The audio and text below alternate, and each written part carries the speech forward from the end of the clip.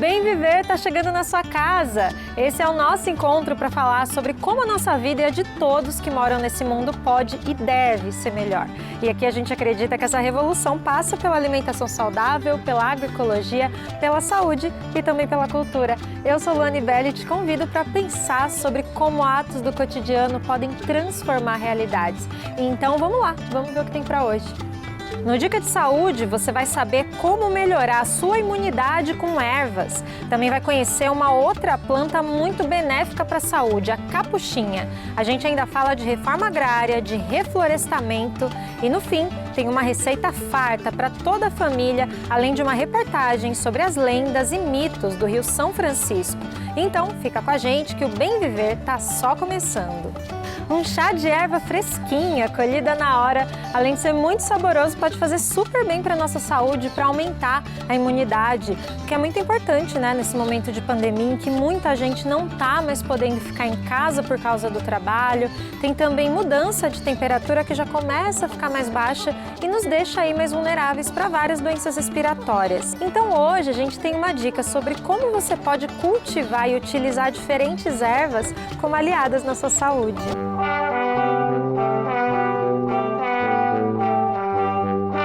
Nesse período pandêmico de isolamento social, alguns estão podendo fazer o chamado home office e alguns estão tendo que ir para a rua porque o trabalho exige. Fato é que todos nós precisamos melhorar, fortalecer a nossa imunidade. Para isso, é fundamental uma alimentação saudável e um bom sono. Aqui a gente tem um exemplo do manjericão, um exemplo da hortelã. A hortelã a gente utiliza, por exemplo, muito no suco verde, né? Todo mundo já ouviu falar do suco verde, é um suco que melhora muito a nossa imunidade. O sono, né? Toda noite, antes de dormir, uma xícara de chá de erva cidreira, uma xícara de chá de camomila ou de erva doce vai fazer você dormir melhor. As plantas também ajudam a harmonizar o ambiente. Então, às vezes, você consumindo uma fruta em casa, você pode também preparar uma muda.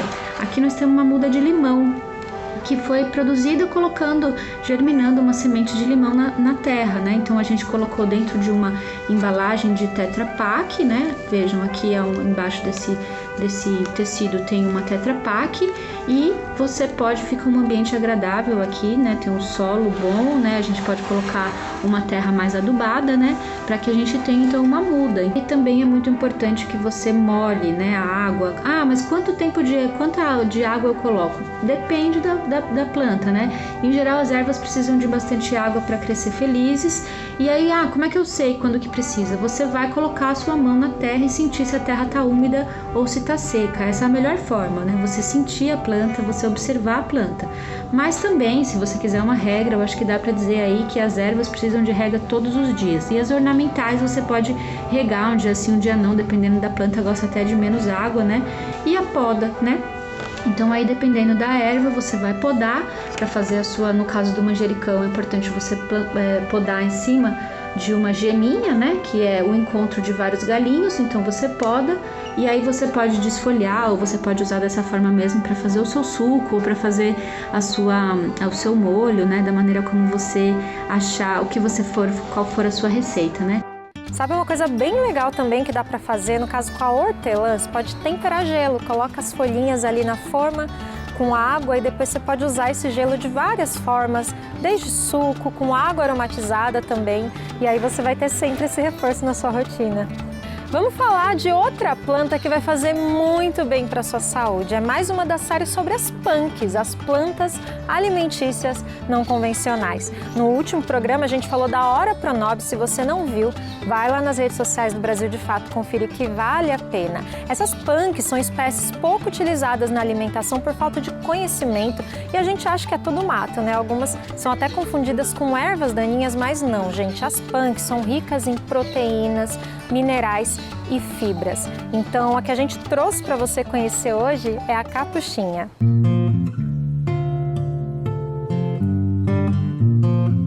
Há quem a conheça por chagas ou mastruço, mas o nome mais conhecido entre nós brasileiros é capuchinha, uma das espécies mais comuns entre as plantas alimentícias não convencionais. No caso da capuchinha, quem já desbravou seu sabor azedinho, talvez não saiba do seu alto valor nutricional. Ela é rica em vitamina C, potássio, cálcio e zinco. As indicações são para afecções de pele, acne, tudo que envolve assim, alergias, a capuchinha pode ter um efeito terapêutico. As plantas alimentícias não convencionais ainda são pouco utilizadas na alimentação brasileira. Isso se deve à fantasia popular de serem classificadas como mato ou ervas daninhas. No caso da capuchinha, tudo se aproveita. Literalmente eu como das flores, eu como as folhas, eu como os cabinhos, eu só vou mudando a preparação das partes dela. Mas quando eu como as flores, eu ainda me beneficio dos pigmentos. Os pigmentos, eles são ricos em fitoquímicos e são bastante antioxidantes. O biólogo Luiz Fernando Ferreira Paul aproveita todas essas possibilidades. Eu gostei muito de usar ela em recheios de torta. Assim, né? Quando a gente assa, né, ela acaba ficando menos picante. Então, até uma ideia para quem não gosta tanto desse sabor ardidinho aí, é fazer ela assada, refogado, que perde um pouquinho desse sabor. As folhas frescas da capuchinha também são utilizadas para fazer chás, sucos e infusões. Vale fazer um alerta sobre algumas contraindicações da capuchinha. Por exemplo, quem tem úlcera gástrica pode ficar com o estômago ainda mais irritado.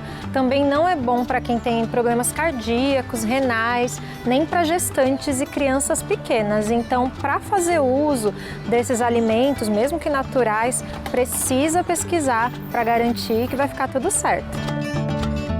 Abril é o mês que marca a luta pela terra no Brasil, é o período de conscientização pela reforma agrária, movimento liderado pelos trabalhadores sem terra.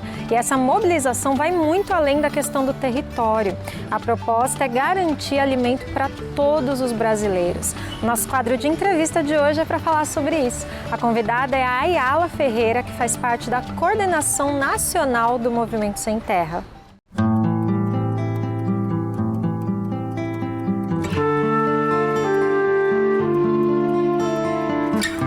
O Abril Vermelho, né, como assim ficou apelidado pelos meios de comunicação, representa o mês de luta, né, dos trabalhadores rurais sem terra, pela democratização da terra e da reforma agrária, né?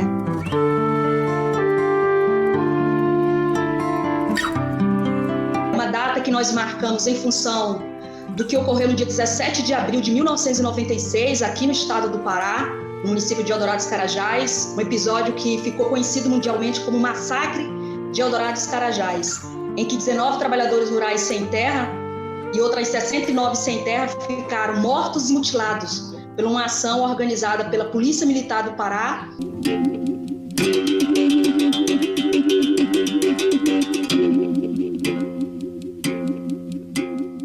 É importante que todos saibam que quando nós falamos de reforma agrária, ela não é só assunto e uma reivindicação de um movimento que luta pela terra e pela reforma agrária. Ela está prevista na Constituição brasileira. Então, o que o movimento faz é reivindicar com o que está previsto na Constituição brasileira se materialize efetivamente, né? Então, a centralidade da reforma agrária no nosso país, ela tem várias dimensões, mas eu destacaria alguns aspectos que eu acho que é importante. A primeira, de que ela escancara para a sociedade brasileira de que nós temos um problema fundiário brasileiro, um problema vinculado a uma realidade de extrema concentração da terra nas mãos, né, de meia dúzia de latifundiários ou de pessoas que representam o agronegócio no Brasil. Então, quando você fala em reforma agrária, você fala da possibilidade concreta, né, de ter alimentação na mesa de toda a sociedade brasileira. Todos nós sabemos, e isso são dados oficiais do Estado brasileiro, né, do governo brasileiro, né, boa parte da alimentação, né, que alcança a mesa dos brasileiros e brasileiras vem da agricultura camponesa, vem da reforma agrária, vem da agricultura familiar.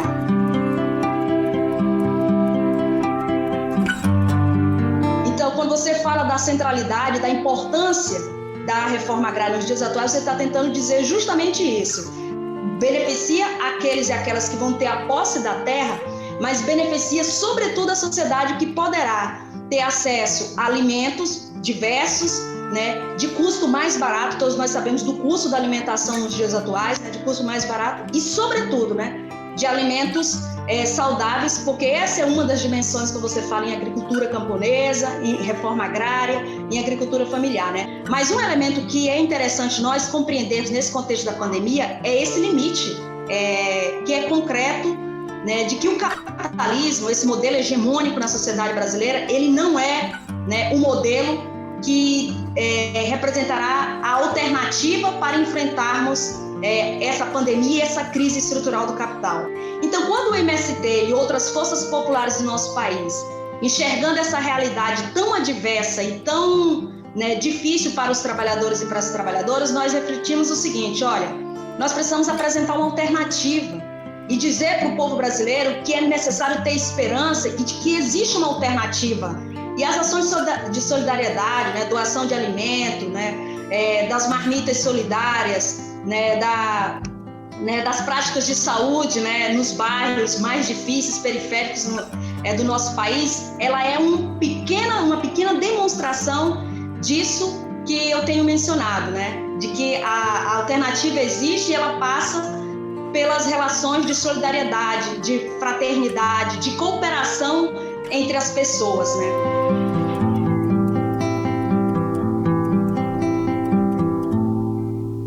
Pois é, e agora você vai ver na prática um dos exemplos desse trabalho grandioso, que ao contrário do que muitos dizem, não se trata de tirar a terra dos outros, pelo contrário, eles estão dando valor a terras que estavam sem uso e estão promovendo sustento, qualidade de vida e preservação ambiental. Então vamos para o nosso momento agroecológico conhecer o Plano Nacional de Plantio do MST.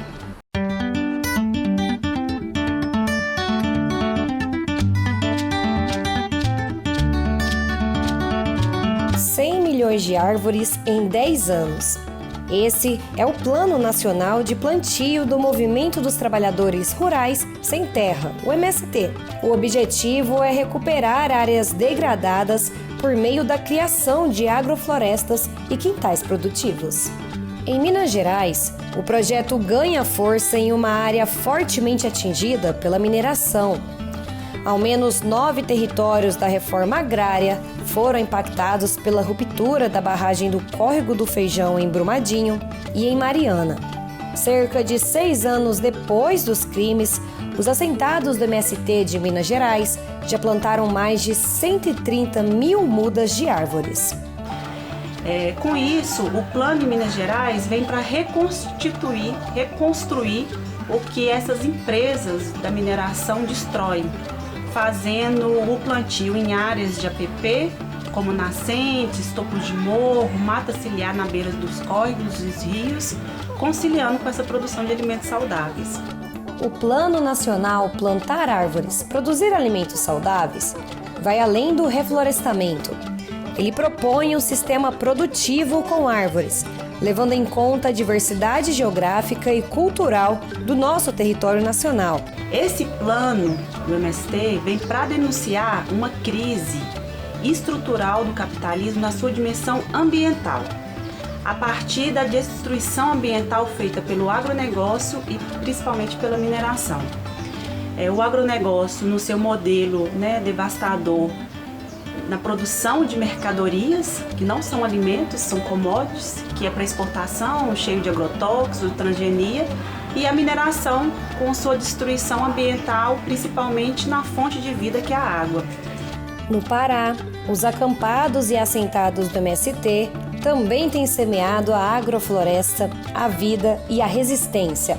100 mil mudas de árvores já foram plantadas, ação que reafirma a necessidade de repensar o modelo de produção no campo em defesa da classe trabalhadora. É necessário que, com o debate do plano, possamos elevar essa dimensão ambiental da consciência dos camponeses, na sua relação com a natureza e a produção de alimentos. Porque entendemos que nós, camponeses, mas a sociedade como um todo, vivemos em um país que tem um modelo de produção hegemônico capitalista que é destruidor. Que é um modelo que pensa não na produção de alimentos, mas na produção de mercadoria, para se ter como resultado o lucro. No Brasil, nós temos mais de 300 povos indígenas, a maior diversidade de povos indígenas do mundo. Todos esses povos, eles estão dentro dos seus territórios, ou estão lutando para estar dentro dos seus territórios.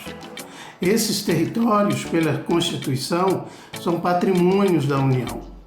Portanto, eles servem para o usufruto exclusivo dos povos indígenas, e só para os povos indígenas. E por isso que esses territórios, eles se mantêm conservados. Muitos biomas no Brasil existem devido à permanência dos povos indígenas em seus territórios. Portanto, os territórios dos povos indígenas no Brasil, eles ajudam todo o ambiente do planeta, todo o clima e todo o ambiente do planeta Terra. Ajuda na alimentação e ajuda também no bem viver de todo o planeta Terra. Obrigada, Antônio, por reforçar aqui no programa o papel fundamental da população indígena na preservação do nosso território. Um abraço para você em nome de toda a nossa equipe. Para você que está acompanhando a gente ao vivo, tá no período do almoço, e eu espero que você não esteja morrendo de fome nesse momento, porque a receita que a Letícia Massula tem para hoje vai maltratar um pouquinho. Um pratão daqueles de mãe para comer com a família toda e se fartar. Uma rabada com agrião e polenta.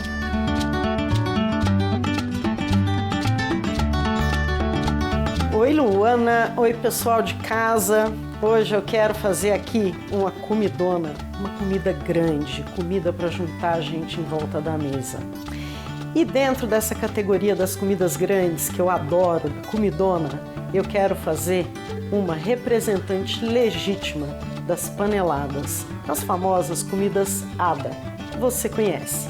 A galinhada, a buchada, a peixada, a feijoada, e eu vou fazer aqui uma das mais queridas, prato favorito de muita gente, a rabada. Você vai precisar de um pouco de açúcar. Eu estou usando aqui um pouco de açúcar mascavo, orgânico. Eu vou usar também óleo comum, né? Você pode escolher o que tiver aí. Um pouquinho, uma pitadinha de cominho. Eu tenho aqui, olha, um mix de pimenta preta, né, pimenta do reino. Eu tenho um pouco de semente de coentro e pimenta malagueta. Vou colocar também um pouquinho de louro. Eu vou precisar, para finalizar a rabada, agrião, né? É um toque bem especial, vocês vão entender lá no final. E para acompanhar o agrião, eu vou colocar um pouquinho de cebola, porque eu vou usar um pouco do agrião cru, um pouco do agrião direto na rabada. Vocês vão ver que interessante. E, por fim, eu colhi aqui no quintal essas cebolinhas, que eu também vou acrescentar no final da rabada. Tá aqui minha rabada, ela tá desde ontem pegando gosto na marinada de vinho. O que foi nessa marinada? Vou mostrar exatamente, tá bom? Foi cebola em cubinhos, cenoura em cubinhos, um mix de talo de cebolinha com talo de salsinha, folha de louro, folha de alfavacão, vinho tinto seco e essa mistura aqui de especiarias que tem pimenta do reino em grão, semente de coentro, um pouco de cominho, pimenta malagueta seca e açúcar mascavo. Tudo isso eu misturei, coloquei na rabada, fechei no saquinho e deixei durante toda a noite. É assim que ela fica no dia seguinte. Eu vou temperar com sal a carne, a rabada. Por que eu tempero depois? Se eu coloco o sal antes na marinada, a carne desidrata e ela vai endurecer.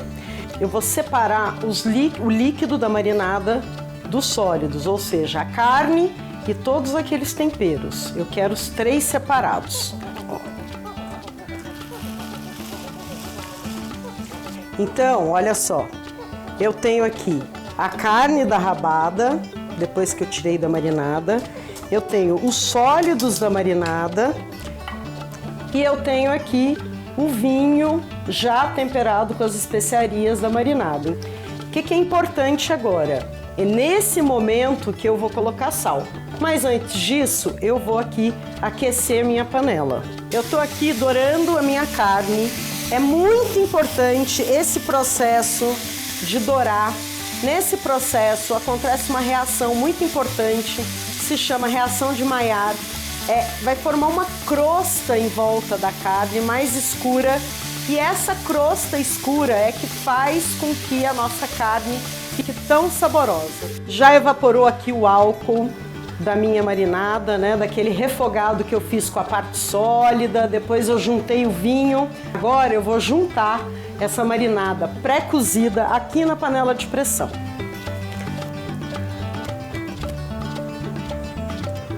Olha só, pessoal. Vou acrescentar mais água até cobrir a rabada, tá bom? A rabada, ela demora um tempo para cozinhar. Quando der esse tempo, 35 minutos mais ou menos, aqui no meu fogão, eu vou desligar a panela. Eu não vou tirar a pressão, eu vou deixar esfriar, porque nesse processo de esfriar, eu vou separar a gordura do caldo e eu vou tirar o excesso da gordura. Eu não quero uma rabada com muita gordura, então é isso que eu vou fazer agora. Como eu faço isso? Eu uso uma pequena concha, tá? E vou com ela bem delicada, passando pela superfície do caldo e deixando entrar na conchinha só a gordura. Olha, passar então aqui a rabada para a panela para a gente finalizar. Ela tá super bem cozida, ela tá soltando do osso, tá do jeito que a gente quer. Vai engrossar um pouco o caldo. Eu vou experimentar o sal. Eu vou juntar essa cebolinha para ela cozinhar no final. Enquanto isso, eu vou fazer aqui o angu, a polenta, que vai acompanhar a rabada, tá bom? Eu vou acrescentar um pouquinho de sal na água fervendo. Aqui mais um pouquinho de água porque perdeu um pouco. E agora eu vou começar a fazer a polenta, né? Ou angu, dependendo da região de onde você é, né? Eu, como boa mineira, chamo de angu, né? Vou pegar o fubá e eu vou jogar num movimento que se chama movimento de chuva. Eu vou deixar ela agora cozinhar aqui no fogo um pouco mais baixo. Enquanto isso, vou fazer aqui a saladinha, que é aquela dica para quem quiser repetir em casa. Bom, tá aqui o meu agrião lavadinho. Super simples, pessoal. Só vou colocar ele aqui no prato. Olha, tá aqui no prato. Cebola roxa cortada bem fininha. Um pouquinho de sal. Um pouquinho de limão.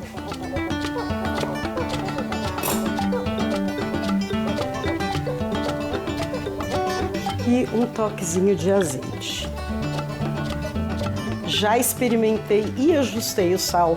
Eu vou virar ela na travessa que a gente vai servir e vou finalizar aqui a rabada que está cozinhando, terminando de chegar com as cebolinhas lá atrás, tá? A rabada já tá bem grossa, a cebolinha já cozinhou, minha polenta já tá lá descansando, hora do agrião. Eu vou colocar o da rabada, vou apagar, vou misturar, apagar o fogo, tá? Vou colocar também na rabada, junto, um pouco de folha de salsinha, tá? Não é nem cortada, é folha mesmo, ó. Vou tampar a panela. A rabada tá aqui num cheiro maravilhoso. Chegou aquela melhor hora, né? A hora de comer. Ai, eu tenho essa alegria de ser a primeira, né? Beijo, até a próxima. Se fizer, passa para contar. No meu blog Cozinha da Matilde e em todas as redes do Brasil de Fato. Beijo para vocês, beijo para Luana. Bom final de semana. Sem palavras, Letícia. Eu só espero que um dia a equipe do Brasil de Fato me leve para apresentar aí do seu lado, poxa, para eu aproveitar um pouquinho, não ficar só passando vontade aqui. Fica aí o meu apelo, gente. Bom, para finalizar esse programa saborosíssimo que a gente teve hoje, vamos colocar aquele tempero especial de cultura? Vamos para o Mosaico Cultural falar do Rio São Francisco, nosso velho Chico, que é uma das maiores riquezas naturais do Brasil. Ele é o maior curso d'água que passa dentro do nosso território, banhando mais de 500 municípios. E essa presença tão forte não tem impacto só no ambiente. O velho Chico é um personagem vivo da cultura do sertão e tem muita história para contar.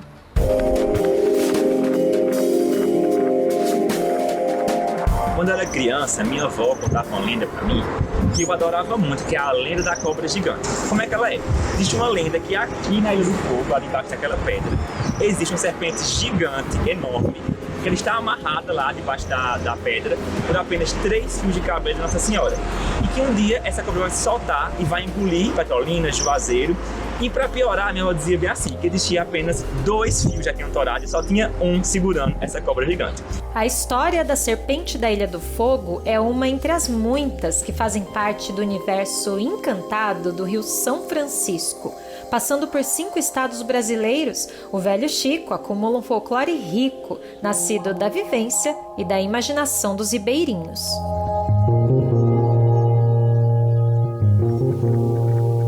Até a origem do rio tem explicação por uma lenda.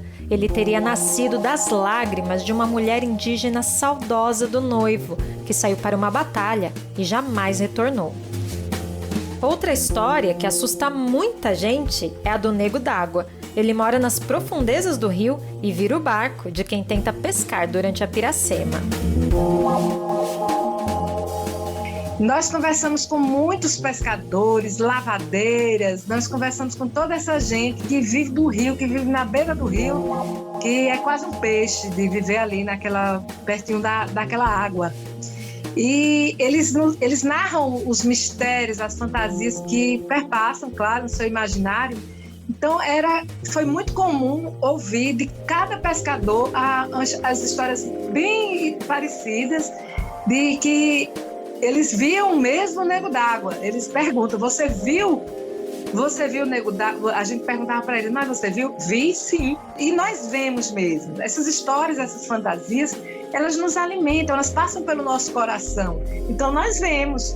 Apesar de toda essa riqueza, o folclore da região é pouco valorizado e conhecido no país. Isso foi o que incentivou o professor Bruno Alexandre a compartilhar as histórias que a avó contava. Ele começou na internet com um vídeo que passou de 1 milhão de visualizações. A partir daí, a história virou livro. Eu queria trazer para Petrolina, para as crianças, esse senso de pertencimento, de ler o livro, de se imaginar na história. Poxa, é na minha cidade, então a lenda é aqui, a magia acontece aqui. Com esse livro também é tornar a Petrolina conhecida por um mundo. Eu quero que alguém de Londres leia esse livro e pense, poxa, eu queria morar em Petrolina. Assim como eu pensei, eu queria morar em Londres quando eu li Harry Potter. Não, agora eu quero morar em Petrolina. Lá tem essa cobra gigante, lá tem magia, sabe? Então eu quero tornar a Petrolina conhecida para o mundo, para o universo. Então eu quero que as pessoas leiam esse livro e se sintam aqui, sabe? Se sintam nesse mundo mágico que é o sertão.